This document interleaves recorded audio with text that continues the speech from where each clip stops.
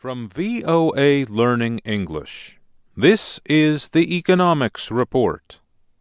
The United Nations is warning that the world is not prepared to deal with the fast growth of cities.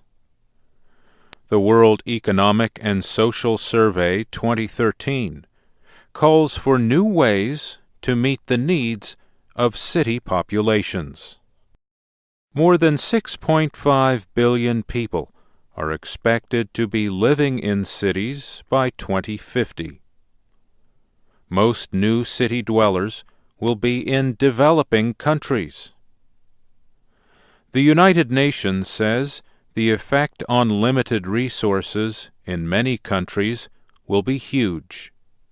The World Economic and Social Survey points to the increasing demand for energy, water, sanitation, public services, education, and health care.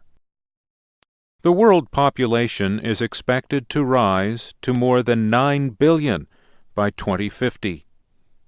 2/3 of all people are expected to live in cities. The United Nations says about 80% of this growing urban population will be found in Africa and Asia. The report says sustainable development of urban areas requires coordination and investments to deal with important issues. These include land use, food security, job creation, and transportation. Willem van der Geest is with the United Nations Department of Economic and Social Affairs. He says cities need to work closely with rural communities so that food supplies can be secured and the environment can be protected.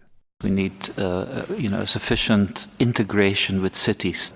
And integration between the rural and the urban economies is absolutely vital for issues of nutrition, food security, and environmental sustainability. The report says development in a sustainable way is important to ending poverty.